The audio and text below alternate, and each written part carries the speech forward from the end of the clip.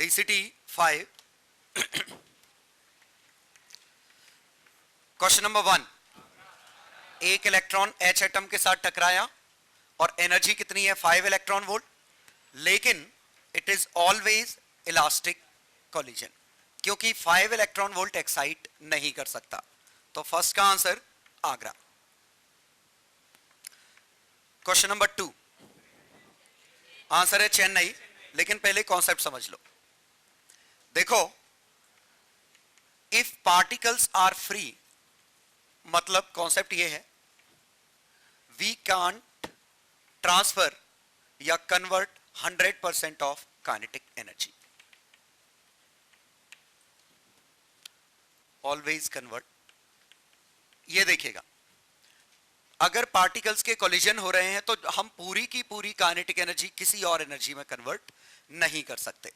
मतलब ये अगर काइनेटिक एनर्जी के से आया, ये कैपिटल एम है, कोलिजन हुआ तो K इज फुल्ली लॉस्ट, ये केस नहीं होगा, क्योंकि अगर काइनेटिक एनर्जी पूरी लॉस हो गई तो दोनों पार्टिकल रुक गए, और दोनों पार्टिकल रुक गए तो मोमेंटम कहां है फिर? ये जो मोमेंटम लेके आया था, in order to maintain momentum some part of kinetic energy will still be there. Clear? लेकिन क्या फुल्ली लॉस्ट कभी नहीं होगा? तो इसमें मैक्सिमम पॉसिबल लॉस कितना है? नहीं, इसके केस में मैक्सिमम पॉसिबल लॉस कोलिजन के हिसाब से K into M by M plus M। ये समझ आया है कौन सा लॉस है वो?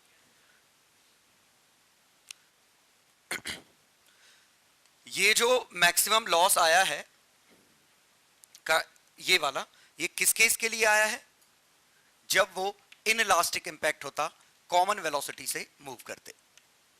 तो M V not by M plus M, इस काइनेटिक एनर्जी में से ये काइनेटिक एनर्जी घटाई, ये आएगा लॉस। लेकिन kinetic energy is fully lost का केस एक तो हो सकता है, कौन सा? अगर इन दोनों के पास मोमेंटम ऑलरेडी बराबर हो, जो मोमेंटम इसका है वही मोमेंटम इसका हो, तो नेट मोमेंटम जीरो है। Now it may be possible कि दोनों एक साथ जीरो हो जाएं। क्लियर? हाँ, इसको समझने का बेहतर तरीका, इसके पास मोमेंटम पी सोचो, तो वो लॉस बड़ी आसानी से समझ में आ जाएगा। पी अभी भी है, तो लॉस में लिखूं, पहले एनर्जी कितनी थी? P square by 2m। अब एनर्जी कितनी है? क्लियर? कुछ एनर्जी बनाए रखनी पड़ी मोमेंटम बनाए रखने के लिए, तो ये इतना था, ये बचाए रखना पड़ा, ये मैक्सिमम पॉसिबल लॉस।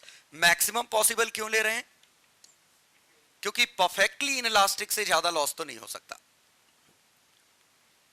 यहां पे क्या हुआ कि नेट मोमेंटम ही जीरो है, तो यहां काइनेटिक एनर्जी फुल्ली लॉस हो सकती है।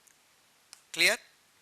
तो ओवरऑल काइनेटिक एनर्जी कोलिजन में पूरी तरह से लॉस हो सकती है अगर मोमेंटम जीरो हो। अगर नॉन जीरो है तो कितनी लॉस होगी? ये हमें कुछ बचाए रखनी पड़ेगी, और यही कितना आया? K into M by M plus M। ठीक है? तो अब जितने क्वेश्चंस हैं, एक ये छोटा सा कॉन्सेप्ट है, बाकी क्वेश्चन में हमें क्या करना है कि मैक्सिमम अलाउड लॉस एज पर मैकेनिक्स, मैकेनिक्स ने कहा मैक्सिमम लॉस कितना होगा, लेकिन क्वांटम ने अपना एक रिस्ट्रिक्शन दिया कि लॉसेस डिस्क्रीट ही अलाउड है। तो दो चीजों की हम बात करेंगे, मैक्सिमम परमिसिबल लॉस, मतलब इसका मतलब है loss when E equal to 0, और दूसरा अलाउड लॉसेस। और अलाउड लॉसेस क्या है? या तो लॉस हो ही ना, ये तो हमेशा पॉसिबिलिटी है, या फिर एक्साइटेशन। क्लियर? या ये एक्साइटेशन वाले लॉसेस हो सकते हैं। तो पहले क्वेश्चन में, क्वेश्चन 1 डीसीटी का, इलेक्ट्रॉन आ रहा था K काइनेटिक एनर्जी से, ये H एटम में, तो इसका मैक्सिमम पॉसिबल लॉस ये ऑलमोस्ट K ही है। वजह कि इनिशियल काइनेटिक एनर्जी लिखते p² 2 mass of electron, final लिखते p² 2 mass of electron plus mass of atom. तो फाइनल काइनेटिक एनर्जी काफी कम आती इनिशियल के मुकाबले, लगभग पूरा ही लॉस हो जाता। अलाउड लॉसेस क्या है इसमें बताओ? या तो 0, या H एटम एक्साइट कर दो 10.2, या अगले पे एक्साइट 12.1, 12.75, ये पॉसिबल लॉसेस थे। लेकिन क्वेश्चन में K की वैल्यू 5 थी, और 5 इस वाले में तो सिर्फ एक ही वैल्यू आ रही है 0। इसका मतलब इलेक्ट्रॉन इनमें से कोई और वैल्यू तो ले नहीं सकता, सिर्फ 0 लेगा, तो elastic collision is only possibility. लेकिन अगर K की वैल्यू 10.2 होती तो दो पॉसिबिलिटी है, या तो लॉस ना करे तो E की वैल्यू 1, या लॉस 10.2 करे तो E की वैल्यू 0। पक्का समझ गए? तो इसमें E की वैल्यू 1 ओनली, इसमें E की वैल्यू 0 और E की वैल्यू 1। और अगर K की वैल्यू 12.1 होता तो तीन पॉसिबिलिटी है, या तो लॉस कितना हो 0, या लॉस 10.2, या 12.1। जितना परमिटेड है पूरा लॉस हो गया, तो कितना है 0, बिल्कुल लॉस नहीं हुआ 1। ये जला। तो हम यहां दो चीजें निकालेंगे, एक मैक्सिमम परमिटेड लॉस कितना है, अलाउड लॉसेस कितने हैं। और अलाउड लॉसेस में क्वांटाइजेशन हो गया तो ये अपनी मर्जी से कोई भी लॉस नहीं ले पा रहा है, लेकिन मैकेनिक्स का रूल तो अब भी फॉलो करना है। क्या रूल था कि कितना लॉस हो सकता है, मोमेंटम मेंटेन्ड होगा। तो कंजर्वेशन ऑफ मोमेंटम ट्रू रखते हुए क्वांटाइजेशन प्रिंसिपल यूज हो रहे हैं। ठीक है?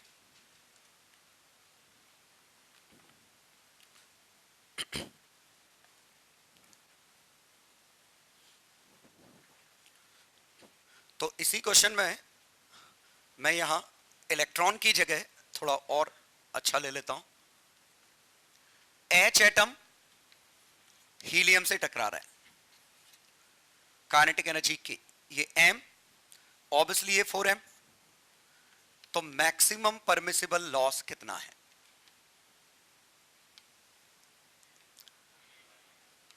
तो K इंटू 4/5।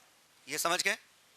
ये 4K/5 लॉस हो सकता है ना। ये समझ में तो ऐसे सोचना कि काइनेटिक एनर्जी p² 2m है initial, final kinetic energy p² 5m है, जिसको K/5 लिख सकता हूं। इनिशियल K थी, फाइनली K/5 है, तो लॉस कितना होगा 4K/5। वो भी किस केस का है, जब E 0। तो अब अगर क्वेश्चन ये पूछा होता minimum K to excite helium atom, कम से कम कितना काइनेटिक एनर्जी हो कि हीलियम एटम एक्साइट हो जाए, तो क्या आता 4K/5 should be more than और इक्वल टू 10.2 का 2 स्क्वायर। झिल गया? और या फिर ये 1 square minus 1/2 square. Second, minimum kinetic energy to excite H atom, 4K/5 is less than more than और इक्वल टू, कोई दिक्कत तो नहीं। हम सिर्फ पॉसिबिलिटी बता सकते हैं, हम ये नहीं कह सकते कि अगर देखिए जैसे मान लो काइनेटिक एनर्जी होती 10 इलेक्ट्रॉन वोल्ट या 12 इलेक्ट्रॉन वोल्ट, तो मैक्सिमम लॉस कितना होता, मैक्सिमम पॉसिबल लॉस 12 का 4/5, 9.6। आया समझ में? ये तो मैकेनिक्स ने कहा कि 9.6 से ज्यादा लूज नहीं कर सकते, 2.4 कम से कम चाहिए। लेकिन अलाउड लॉस क्या है? अलाउड लॉसेस में सीधे 0 के बाद 10.2 टाइप का आ रहा है। पहले तो ये यही एक्साइट नहीं हो पा रहा है, हीलियम कहां से एक्साइट होगा। इसका मतलब ओनली पॉसिबिलिटी इज लॉस कितना है 0, तो E की वैल्यू 1। तो इकलौती पॉसिबिलिटी की इलास्टिक कोलिजन होगा। और लास्ट पार्ट अगर K की वैल्यू मैं 15 इलेक्ट्रॉन वोल्ट लूं, कितना आएगा मैक्सिमम लॉस? 12 electron volt. और अलाउड लॉसेस में दो पॉसिबिलिटी आ गई, 0 और 10.2 आ गई। तो दो केस बनेंगे, या तो लॉस 0 होगा या लॉस 10.2 होगा। लॉस 0 मतलब E की वैल्यू 1, 10.2 मतलब E की वैल्यू 0 से 1। अब इनमें से कौन सा होगा ये हमें नहीं पता, बस हम पॉसिबिलिटी बता रहे हैं कि ये दो पॉसिबल क्वांटम आउटपुट्स हैं या क्वांटम स्टेट्स हैं इसकी, या तो लॉस नहीं होगा या इतना होगा। अप्रोच समझ में आ रही है? जैसे पूछा होता मिनिमम काइनेटिक एनर्जी की दोनों एक्साइट हो जाएं, तो हम करते 4k/5 इक्वल टू इन दोनों का समेशन। लेकिन इट डजंट मीन कि आपने उतनी एनर्जी दे दी तो दोनों एक्साइट हो ही जाएंगे, हम सिर्फ पॉसिबिलिटी की बात करें। ठीक, छापो।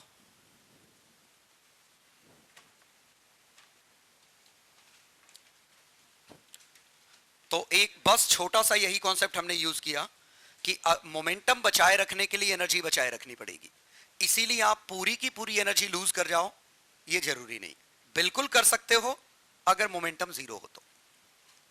अदरवाइज आप कितनी ज्यादा से ज्यादा एनर्जी लूज कर सकते हो, जो परफेक्टली इनलास्टिक का केस होगा उस वाले में जो लॉस होगा वो सबसे बड़ा होगा। ठीक है,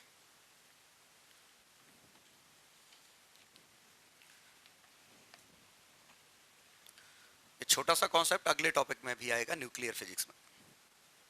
दरअसल ये कॉन्सेप्ट बहुत ही इंपॉर्टेंट कॉन्सेप्ट है। आपने देखा कि क्वांटम में conservation of momentum, conservation of angular momentum, conservation of energy, दरअसल ये तीन कॉन्सेप्ट थे हमारे मैकेनिक्स की। ये मॉडिफाई हो गया, इसमें क्या है कि मास प्लस एनर्जी कंजर्व्ड है। क्लियर? ये न्यूक्लियर फिजिक्स में और हम बात करेंगे इसके बारे में कि जब हमने मॉडर्न फिजिक्स की बात की तो कंजर्वेशन ऑफ एनर्जी में मास का टर्म आ गया, मतलब mass can be converted to energy and vice versa. ठीक है, लेकिन इन दो कॉन्सेप्ट की बात की कि कंजर्वेशन ऑफ लीनियर मोमेंटम और एंगुलर मोमेंटम ये अब भी सही है, ये दोनों अब भी सही है, ये अब भी आपको फॉलो करने पड़ेंगे कि मोमेंटम कंजर्व्ड होता है और एंगुलर मोमेंटम कंजर्व्ड होता है। अगर कोई एक्सटर्नल फोर्स नहीं तो मोमेंटम कंजर्व्ड है, और अगर टॉर्क नहीं तो एंगुलर मोमेंटम कंजर्व्ड है। तो ये अभी भी फॉलो करने पड़ेंगे। तो ये कोलिजन को हम इतना सीरियसली क्यों ले रहे हैं, याद करिए पहले केमिस्ट्री में एक्टिवेशन एनर्जी वगैरह ये सब बात करते हैं, इन सभी में कोलिजन फ्रीक्वेंसी एक बहुत इंपॉर्टेंट टर्म था कि rate of reaction is directly proportional to collision frequency. याद आया कि आपस में पार्टिकल कोलिजन करेंगे तभी वो रिएक्शन ज्यादा तेज होगी, और इन जनरल केमिस्ट्री में टेम्परेचर बढ़ाने पर रेट ऑफ रिएक्शन बढ़ती है। क्यों? कोलिजन फ्रीक्वेंसी बढ़ती है। तो अब याद करो, मान लो एक्टिवेशन एनर्जी का ग्राफ ऐसा है, आपको रिएक्शन करने के लिए यहां चाहिए, तो ये डेल्टा कवर अप करना पड़ेगा, एक बैरियर है जो क्रॉस करना पड़ता है, क्योंकि बॉन्ड बनेंगे, लेकिन बॉन्ड बनने से पहले आपको एक पर्टिकुलर एनर्जी बैरियर को क्रॉस करना पड़ेगा। वो एनर्जी बैरियर क्रॉस करने के लिए एनर्जी देनी पड़ेगी, और एनर्जी देने का सबसे आसान तरीका है कि उनको काइनेटिक एनर्जी दे दो, अपने आप टकराएंगे, बैरियर क्रॉस होगा, टकरा। समझ गए? तो एनर्जी देने का तरीका बड़ा सिंपल था कि उस चीज को गर्म कर दो, हीट प्रोवाइड कर दो। हीट प्रोवाइड करोगे, पार्टिकल के पास रैंडम मोशन आएगी, रैंडम मोशन आएगी तो जब टकराएंगे तो उनकी काइनेटिक एनर्जी ये डेल्टा कवर अप कर लेगी। पक्का समझ गए? तो यहां हम एनर्जी थर्मल एनर्जी के फॉर्म में दे देते हैं। लेकिन एक बहुत छोटी सी दिक्कत यहां ये आएगी, जब हम न्यूक्लियर रिएक्शंस की बात करेंगे तो ये थर्मल एनर्जी होती है 0.1 इलेक्ट्रॉन वोल्ट, इस ऑर्डर की, बहुत ही कम निकलती है। ऐसे सोचो ना, 3/2 kT होगी। आप टेम्परेचर 500 केल्विन ले लो, 3/2 K की वैल्यू 8.31 बाय 6.023 10 पे 23 आया, तो 10 पे 20 के ऑर्डर का, और 1.6 से डिवाइड करो तो ये 0.1 इलेक्ट्रॉन वोल्ट के ऑर्डर का है। ये तो जूल आया ना, इलेक्ट्रॉन वोल्ट में 0.1 इलेक्ट्रॉन वोल्ट आया, जो कि काफी कम एनर्जी है। तो टेम्परेचर की वजह से जो एनर्जी होती है वो काफी कम होती है, तो केमिकल रिएक्शंस करने में तो काम आ जाती है, क्योंकि वहां हमें इलेक्ट्रॉन्स के साथ खेलना है। लेकिन जब हम न्यूक्लियर रिएक्शंस की बात करेंगे तो न्यूक्लियस जैसे पावरफुल फोर्स से हमें डील करना है, तो वहां पे न्यूक्लियर रिएक्शन में एनर्जी नीडेड है मेगा इलेक्ट्रॉन वोल्ट, जो टेम्परेचर के बस का तो नहीं। तो हम गर्म करके न्यूक्लियर रिएक्शन की रेट को चेंज नहीं कर सकते कि हम सोचें कि हम गर्म कर दें तो अपने आप डिके हो जाएगा। जैसे यूरेनियम का डिके करने के लिए उस पर न्यूट्रॉन मारने पड़ते हैं, सुना हो कभी तो। न्यूट्रॉन हम हिट करते हैं यूरेनियम से, फिर जाके डिके होता है। कुछ रिएक्शंस में हम अल्फा पार्टिकल हिट करते हैं, कुछ में न्यूट्रॉन हिट करते हैं, कुछ में प्रोटॉन्स हिट करते हैं। तो दरअसल ये एनर्जी टेम्परेचर से नहीं दी जा सकती 10 पे 6 वाली, लेकिन हम काइनेटिक एनर्जी के थ्रू तो दे सकते हैं। तो हम क्या करते हैं, पार्टिकल को, जैसे प्रोटॉन, एक चार्ज एक्सीलरेटर से कई बार राउंड राउंड घुमाते गए साइक्लोट्रॉन वगैरह से, और उसको इतनी एनर्जी दे दी कि वो इस ऑर्डर की हो, और अब जाके उसको न्यूक्लियस पे बॉम्बार्ड कर दिया। क्लियर? तो ये एनर्जी ट्रांसफर करेगा और वो न्यूक्लियर रिएक्शन हो जाएगी, लेकिन ये अपनी पूरी की पूरी एनर्जी ट्रांसफर नहीं करेगा। ये कंजर्वेशन ऑफ मोमेंटम का लॉ, इसको फॉलो करना पड़ेगा। समझ गए? तो अगर आपको 1.2 मेगा इलेक्ट्रॉन वोल्ट एनर्जी चाहिए तो शायद काइनेटिक एनर्जी इससे ज्यादा चाहिए होगी, क्योंकि कुछ खत्म हो जाएगी मोमेंटम बनाए रखने के लिए। जब कब की बात करें, जब फ्री पार्टिकल कोलाइड कर रहे हैं, तो ये हम आगे भी ध्यान रखेंगे इस चीज को।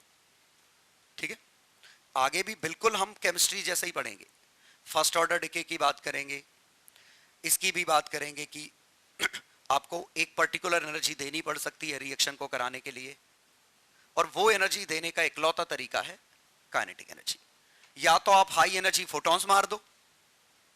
फोटॉन्स मारने में फायदा यह है कि अगर आपने फोटॉन मारा इस केस में, तो वाकई में ये इतना ही है। ये समझ में आया? फोटॉन के केस में ये इतना ही है। क्यों? क्योंकि फोटॉन का मास काफी कम है as compared to that of nucleus, तो फोटॉन अपनी पूरी एनर्जी ट्रांसफर कर सकता है। लेकिन अगर मास कंपेरेबल होगा तो फिर ये आएगा। क्लियर?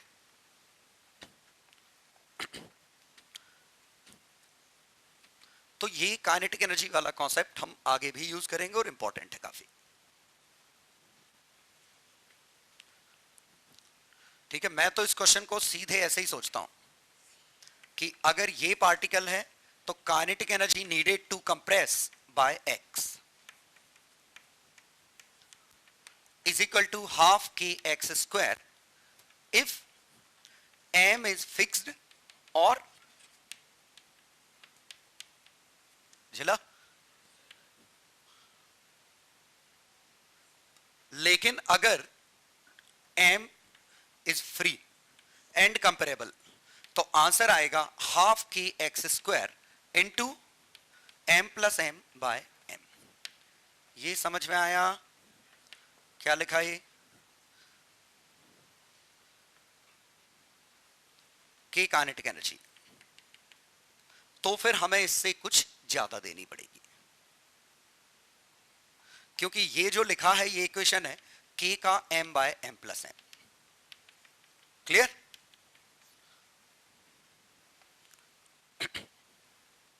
बस जब हम फिजिक्स पढ़ रहे थे मैकेनिक्स वाली, तब हमें ये स्प्रिंग कंटीन्यूअस कुछ भी एनर्जी ले सकती है। आपने अगर ये काइनेटिक एनर्जी से कम रखो, ज्यादा रखो, कम रखोगे कम कंप्रेशन आएगा, ज्यादा रखोगे ज्यादा कंप्रेशन आएगा। तो हर काइनेटिक एनर्जी के लिए कुछ ना कुछ कंप्रेशन था। लेकिन अब मॉडर्न फिजिक्स में क्या रायता फैल गया कि आप हर एनर्जी लूज नहीं कर सकते, क्योंकि मॉडर्न फिजिक्स वाली जो स्प्रिंग एनर्जी स्टोर कर रही है वो एक्साइटेशन वाली एनर्जी है, और वो गिनी चुनी है। क्लियर? चलो अब आते हैं क्वेश्चन नंबर 2 पे। तो ऐसे लॉजिक याद रखिएगा। क्वेश्चन 2 में बहुत ही स्पेशल केस है। अल्फा पार्टिकल का मास 4m, हाइड्रोजन का मास m, इसकी काइनेटिक एनर्जी 2.1, इसकी काइनेटिक एनर्जी 8.4। अब देखिएगा काइनेटिक एनर्जी का रेशो 1:4 है। तो अगर मैं इसकी स्पीड v1 मानूं, इसकी स्पीड v2 मानूं, तो half 4m v1 square 2.1, half m v2 square 8.4। तो यहां से पता चला v1 बाय v2 1/4, 1/2, 1/4 ना, 4 1/4। और 1/4 मीन्स 4m की स्पीड अगर v है तो m की स्पीड 4v है। तो मोमेंटम सिस्टम का कितना है? 0। इसका मतलब इस बार whole kinetic energy can be lost. इसका मतलब मैक्सिमम लॉस जो है वो उनकी काइनेटिक एनर्जी का समेशन ही है। लेकिन अलाउड लॉसेस क्या हैं? 0 होगा, या फिर देखो अल्फा को एक्साइट कराना तो बहुत बड़ी बात है। वैसे भी अगर अल्फा पार्टिकल लिखा है तो इलेक्ट्रॉन है ही नहीं, हीलियम प्लस लिखा होना चाहिए। झिल गया ना? अल्फा में तो इलेक्ट्रॉन है ही नहीं, तो एक्साइट करने का सवाल ही पैदा नहीं होता। एच को एक्साइट करना है तो कितना आता? 10.2, 12.1 एटसेट्रा। लॉस यहां तक है तो हम दो चीजें कवर अप कर सकते हैं, एक ये एक ये। और इस वाले केस में E1 आएगा और इस वाले केस में, क्योंकि E0 तो तब आता जब पूरा 10.5 लूज कर जाता, लेकिन पूरा 10.5 तो यहां है ही नहीं, तो जितना अलाउड है उससे कम लूज कर पा रहा है। तो देयर आर ओनली 2 पॉसिबिलिटीज। कौन सी होगी? वी डू नॉट नो, हमें नहीं पता। तो answer must be perfectly elastic. Agra में मे बी परफेक्टली इलास्टिक होना चाहिए था।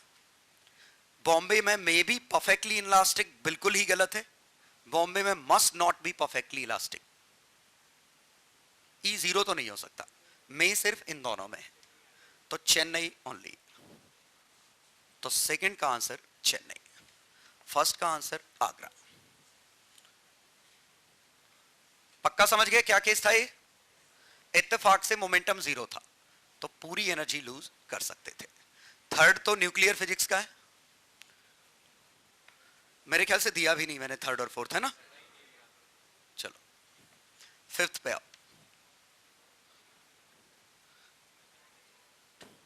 एक मिनट, फोर्थ पढ़ो, फोर्थ पढ़ो, जरूरत नहीं पड़ेगी। फोर्थ पढ़ो, तुम्हें खुद समझ में आ जाएगा। क्वेश्चन नंबर 4, एक बार इलेक्ट्रॉन है, एक बार H एटम है, एक बार हीलियम है। दोनों को हम H एटम से कोलाइड करा रहे हैं। K1, K2, K3 to excite H atom. बताओ पहले केस का answer. K1 should be more than और इक्वल टू, ये समझ में आया? क्योंकि इलेक्ट्रॉन पूरी एनर्जी लूज कर सकता है। सेकंड में ये समझ में आया? K2/2 मास m से टकराएगा तो मैक्सिमम लॉस K2/2 आएगा, क्योंकि K2 m/m+m, और ये 10.2 होना चाहिए। थर्ड में K2 का 1/5, अरे 1/5 आएगा।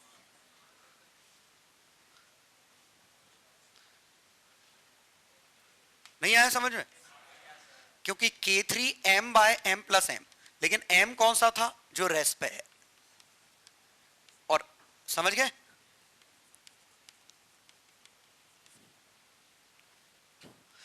मैं तो बहुत ही आसान तरीका है मेरा सोचने का। इसमें परफेक्टली इनइलास्टिक की बात कर रहे हैं, मतलब चीजें चिपक रही हैं। भारी में हल्की चीज मारोगे तो एनर्जी लॉस के चांसेस ज्यादा हैं, फ्रैक्शनल लॉस के। लेकिन हल्की चीज में अगर भारी मार दोगे तो फ्रैक्शनल लॉस काफी कम होगा। सोचो कि एक ट्रक जा रहा है और ट्रक पे मान लीजिए यहां पे एक बॉल थी जो हवा में लटकी थी, बैलून, और बैलून इससे चिपक गया। ये वी नॉट से जा रहा था और बैलून इससे चिपक गया, तो टकराने के बाद इसकी स्पीड कितनी होगी? वी नॉट ही। तो fractional change in kinetic energy कितना होगा? ना के बराबर। तो लॉस इन काइनेटिक एनर्जी ना के बराबर। ये समझ में आया? Loss, percentage loss almost zero. लेकिन इसका उल्टा सोचिए, ये वी नॉट से गया और ये ऐसा था, तो इसमें परसेंटेज लॉस 100% होगा। तो जितना हल्का मास उतनी ज्यादा एनर्जी लॉस कर सकता है। आया समझ में? तो वही हुआ। हीलियम भारी था इस बार। मैंने जो कुछ देर पहले क्वेश्चन लिया था उसमें हाइड्रोजन टकरा रहा था, इसमें हीलियम टकरा रहा है। और जब भी ना समझ में आए, बहुत आसान है। मोमेंटम इसके पास p²/2 4m, final momentum p²/2 5m। तो फाइनल एनर्जी 4/5 है, लॉस 1/5 है। तो जैसे भी सोचना आपकी मर्जी। तो ये आंसर्स हैं इसके। तो क्या हो गए आंसर्स? सबसे ज्यादा एनर्जी नीडेड है हीलियम वाले केस में, तो फोर्थ का आंसर चेन्नई।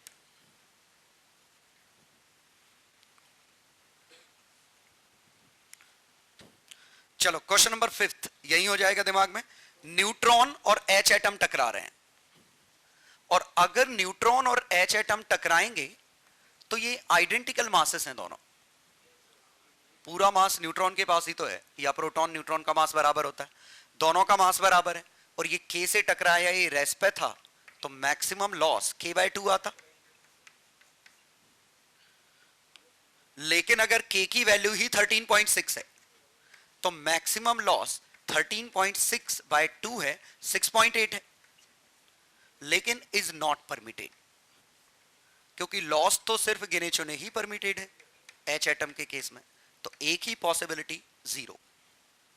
आंसर इज आगरा। 5th का आंसर आगरा है। चेन्नई भी है, आगे मैंने देखे नहीं। मे टेक प्लेस, ओके, मे लिखा है इसलिए चेन्नई भी है। कब आएगा? और जब k/2 की वैल्यू 10.2 हो जाएगी, तो ये E0 में टेक प्लेस। क्लियर?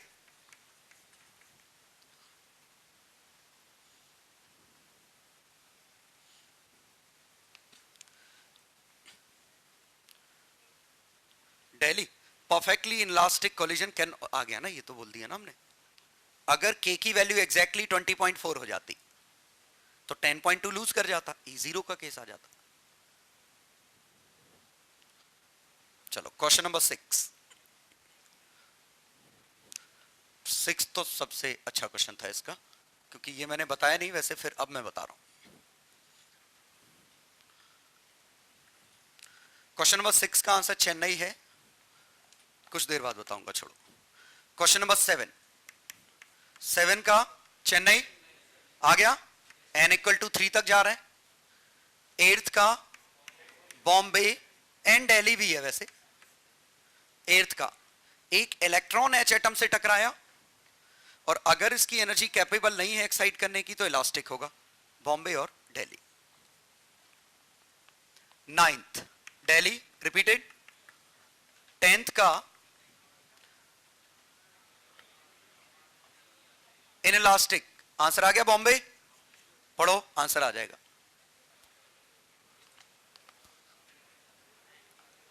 पढ़ लिया? न्यूट्रॉन एच एटम से टकराया, आइडेंटिकल मासेस आपस में टकराए, तो आधी एनर्जी लूज कर सकते हैं, और आधी एनर्जी 10.2 है, तो पूरी एनर्जी 20.4 है। 11th आया, फिर भी मैं करता हूं, log r/r0। तो फोर्स आया -del v/del r, v0/r, ये फोर्स आया। नेगेटिव मतलब अट्रैक्टिव। तो अब दो इक्वेशन, एक mv²/r = फोर्स, दूसरी mvr nh/2π। लेकिन यहां से देखें, ये पोटेंशियल वाला v0 है, तो v = V not by M under root N पे तो डिपेंड नहीं कर रहा है, तो यहां से रेडियस अगर निकालें तो रेडियस होगा n h upon 2 pi by m v, v not by M, ये रेडियस आ गई। पूछा क्या है इन्होंने, रेडियस, तो radius is proportional to n inverse और proportional to root m 1 upon में। मास तो शायद पूछा नहीं है, एन ही पूछा है, तो radius is proportional to N, speed is independent of N. ठीक, तो आंसर आ गया क्या, बॉम्बे, ये एक्सप्रेशन है। 11th का बॉम्बे, 12th का बॉम्बे आ गया। वंस अगेन अगर 12th में नहीं हुआ हो तो potential energy U K R square by 2 है, फोर्स के आर है, तो K R is equal to M V square by R, एक इक्वेशन, और दूसरा M V R N H by 2 pi. Eliminate कर दो तो यहां से V is directly proportional to R आ गया, इसमें छाप दो के आंसर मिल जाए। बॉम्बे क्लास का क्वेश्चन है वैसे भी।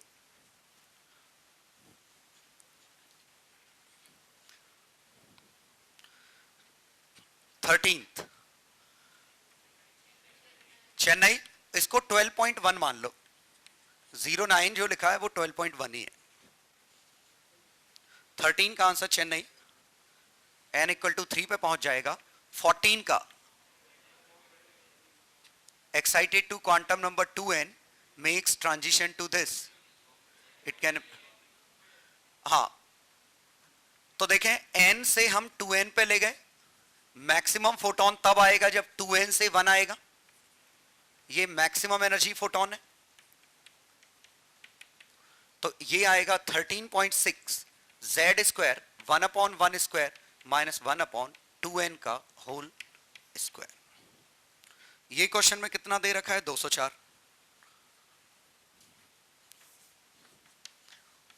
और क्वेश्चन में अगर 2n से n आता तो दे रखा है 13.z square 1/2n n square minus 2n का होल स्क्वायर, ये 48.4 दे रखा है। ठीक है, दोनों को डिवाइड कर दो तो n की वैल्यू मिल जाएगी, ये 48.4 का कुछ टाइम्स होगा, हाँ 40.4 है क्या, क्वेश्चन कौन सा है, 40.8 था, तो ये तो 5 गुना है सीधे, इसका 5 गुना है, डिवाइड कर दो n में इक्वेशन आ जाएगी। ठीक है, या फिर सोचो कि ये 10.2 का 4 गुना है, और 10.2 था जब 13.6 में 1/1 स्क्वायर से 1/2 स्क्वायर हुआ था, यही था। अब कंपेयर करें, इंटीजर सॉल्यूशन यहीं से दिख जाएंगे कि z की वैल्यू 2 हो, n की वैल्यू 1 हो, सेटिस्फाई कर रहा है। ठीक है, क्योंकि क्वेश्चन बनाने वाले ने डेटा तो अच्छा ही लिया होगा ना। तो अब देखें आंसर कौन कौन से आ गए अपने, n इक्वल टू, क्यों, ओके, ये 1 स्क्वायर 2 स्क्वायर लिया मैंने, 13.6 का z स्क्वायर, सही तो z की वैल्यू 2 है, n की वैल्यू 1 है, 2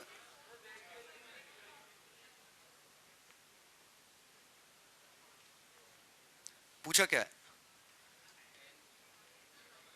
it can emit a maximum energy 204।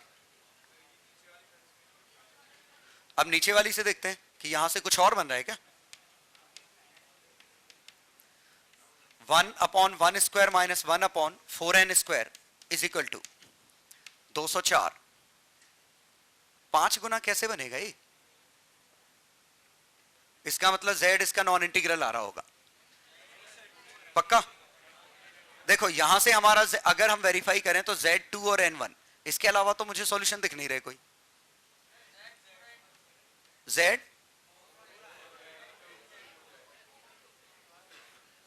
हाँ, इसके एक मिनट, सही है, z2 के मतलब ये ऐसे भी हो सकता था ना, 13.6 इंटू 4 की जगह 16 कर देते और यहां 4 स्क्वायर, यहां 2 स्क्वायर, यहां 4 स्क्वायर कर देते, तो भी तो सॉल्यूशन आ सकता था। हाँ, यहां से इनफाइनाइट सॉल्यूशन आ सकते थे। समझ गया ना क्या कह रहा हूं? यहां मैंने डबल कर दिया, यहां डबल कर दिया, तो ये 2 का स्क्वायर लिखा था, तो हो सकता है यहां 4 का स्क्वायर हो, और यहां 1 की जगह 2 स्क्वायर, 2 की जगह 4 स्क्वायर। ठीक, चलो। हाँ, तो ऐसे कई सॉल्यूशन आ सकते थे। कौन सा है वो हमने देख लिया, रेशो लेके, दोनों का रेशो ले लो, दूसरा सॉल्यूशन मिल जाए, तो जेड स्क्वायर कट जाएगा। ठीक है, तो 1/1 square minus 1/2 square, 1/n square minus 1/2n का होल स्क्वायर, 1/2n का होल स्क्वायर माइनस 1/1 स्क्वायर, और ये हमारा 40.8 बाय 204, 1/5। ठीक,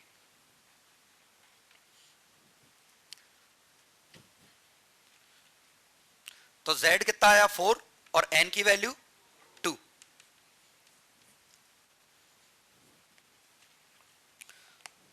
चलो, question number 15, may be elastic, may be partially elastic, बिल्कुल सही है, क्योंकि काइनेटिक एनर्जी की रेंज 5 से 50 है। तो इसमें बीच में वो केस है जब काइनेटिक एनर्जी की वैल्यू कितनी 10.2, काइनेटिक एनर्जी 12.1,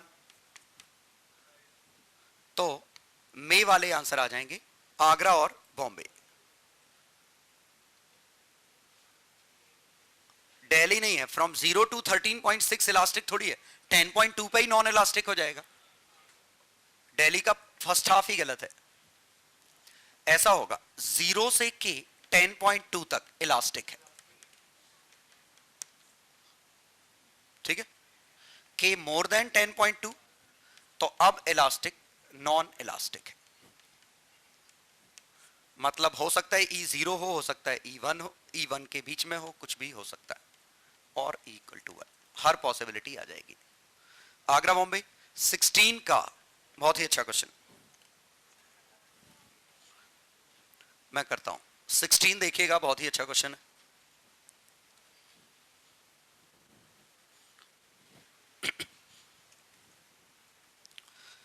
इसमें एक एटम राइट साइड जा रहा है और फोटोन फेंक रहा है, एक लेफ्ट साइड जा रहा है और फोटोन फेंक रहा है, तो एटम की काइनेटिक एनर्जी के थी।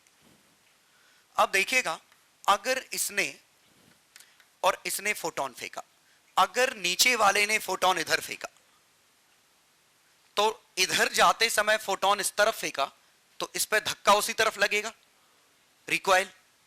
फोटोन की वजह से रिकॉइल आएगा, तो इसकी काइनेटिक एनर्जी बढ़ जाएगी। क्लियर? और अगर इसने इसी तरफ फोटोन फेंका है, तो धक्का इस तरफ लगेगा, तो इसकी काइनेटिक एनर्जी घट जाएगी। ठीक है, और तीसरे केस में ये अगर फिक्स था और फिक्स से इसने फोटोन फेंका, तो फिक्स ही है, तो यहां पे एक एनर्जी मिलेगी, मानते हो? ये E0, E1, E2 ऐसे कुछ होते हैं। तो E0 वाकई में हमारी E0 जो एनर्जी का डिफरेंस है उसके बराबर आएगी, क्योंकि पूरा जो डी एक्साइटेशन है वो किसको मिल गया? फोटोन को। लेकिन जरा सोचो, नीचे वाले केस में एटम की काइनेटिक एनर्जी गिरी है, तो किसी और की एनर्जी बढ़ी होगी, तो फोटोन की एनर्जी। तो अगर मैं इसको लिखूं, इसको मैं लिखूं, नाम इन्होंने क्या दिया, E1 E2 दो ही है क्या? ओके, तो मैं E0 को लिखूं 13.6 Z square 1/n1 square minus 1/n2 square, तो ये पूरा E0 में दिखाई देगा, और इसका आंसर आएगा E0 plus loss in kinetic energy of atom. सोचो, और E2 की वैल्यू क्या आएगी? E0 minus gain in kinetic energy of atom. सोचो,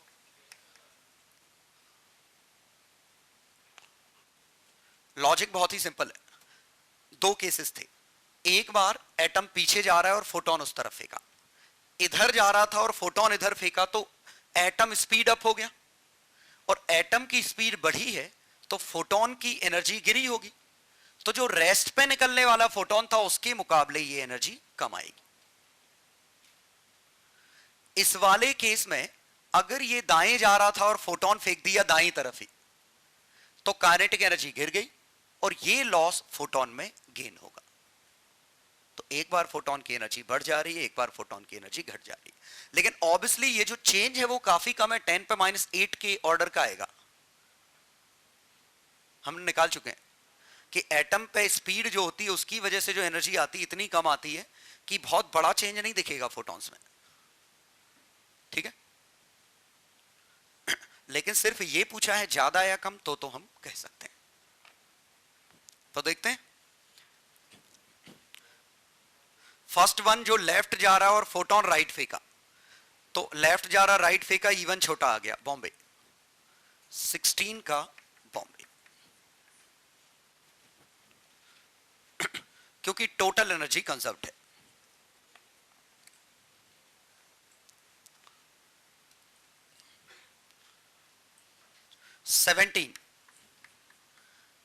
after collision they move together, minimum value of kinetic energy hydrogen, hydrogen ये तो वही आ गया बॉम्बे। चलो 18 देखें।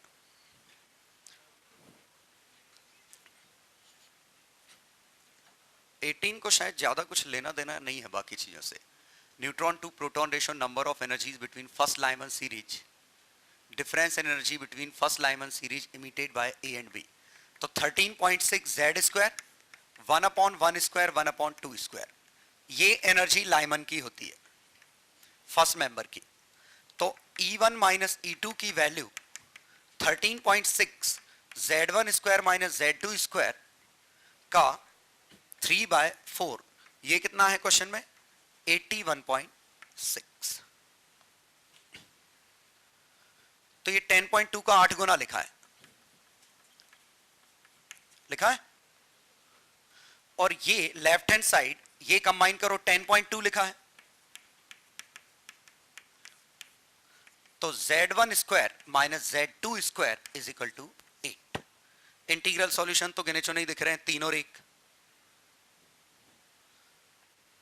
ठीक है। चलो लेकिन अगले पे अपन क्रॉस चेक कर लेते हैं। ए and be moving with same velocity, A and be moving with same velocity strike separately rebound back. तो ये अगर किसी हैवी चीज से टकरा के रिबाउंड करेगा तो इसकी मोमेंटम चेंज 3mv/2 होगा। Momentum change is proportional to mass m। तो इन्होंने कहा है however in process atom B imparts target a momentum which is 3 times. तो मोमेंटम का रेशियो 3 टाइम्स है, तो 3m1v/2 3m2v/2 m1/m2 1/3, ठीक है। तो mass of B is equal to mass of A का 3 गुना। यहां से इंटीग्रल सॉल्यूशन आए Z1 की वैल्यू 3, Z2 की वैल्यू 1। एक्चुअली ये हमें नहीं पता, एक्चुअली इसका मॉड है, डिफरेंस लिखा, हमें थोड़ी पता किसमें से किसको घटाना है। तो हम सिंपली ये लिखेंगे बड़ा वाला Z 3 है, छोटा वाला Z 1 है।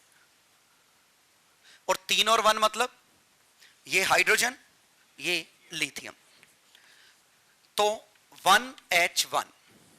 लेकिन लिथियम 3 7 होता है लेकिन 3 6 है।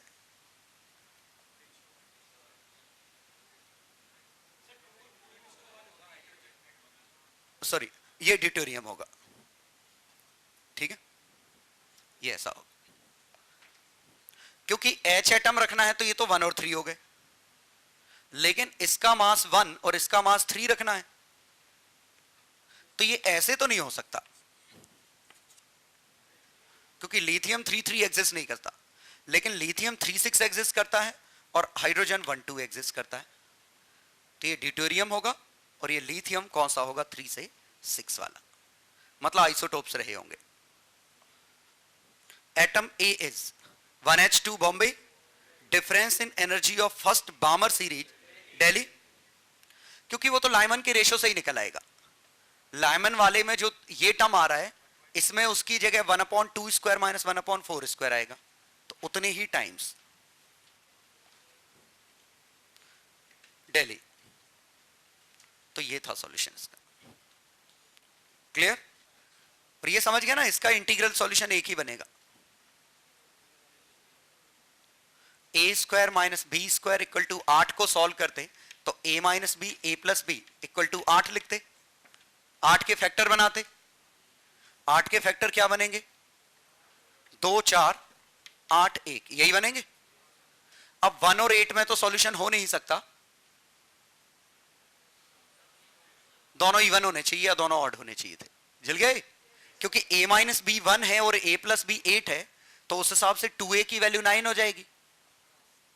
यही सॉल्यूशन हो सकता है इकलौता। याद आया? क्वाड्रेटिक या पीएनसी में करते थे कि इंटीग्रल सॉल्यूशन ढूंढने, तो काइंड ऑफ वही है।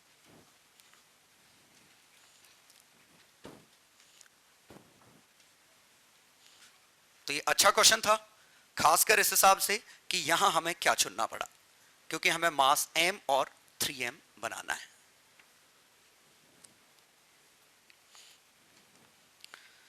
चलो नेक्स्ट पैसेज।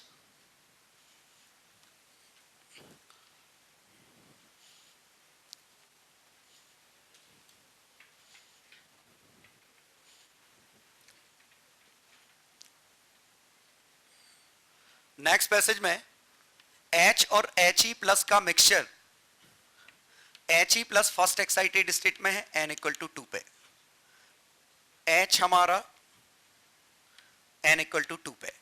क्वेश्चन में यह है कि इसने 2 से 1 पे जो फोटोन लिया वो इसको दे दिया, तो सिंपल सी बात है 2 से 4 हो जाएगा। 2 से 1 का फोटोन अगर इसको मिल गया तो n इक्वल टू 4 पे पहुंच जाएगा।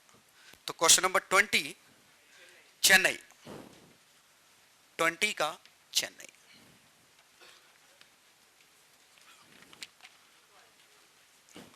ट्वेंटी 21, अब हीलियम 4 पे आ गया है, तो 4 से 3, 4 से 2, बहुत सारे पॉसिबिलिटी थी 3 से 2, लेकिन विजिबल तो सिर्फ इन्हीं दोनों में आएगा, 4 से 2 और 3 से 2। अब इनमें से कौन सा है वो अपन को ऑप्शन में चेक करना पड़ेगा, क्योंकि ये एनर्जी कितनी थी 2.55, ये कितनी थी 1.9, तो इसका फोटोन आएगा 12400 अपॉन 1.9, इसका आएगा 12400 अपॉन 2.55। ये 4870 एंगस्ट्रॉन होता है। ये लिथियम हीलियम है, कंपनी को बहुत बड़ा नुकसान हो गया, तो फिर हमें चेक करना पड़ेगा। ये क्वेश्चन में हीलियम है, सॉरी, तो हीलियम में पॉसिबिलिटी 6 पॉसिबिलिटी थी,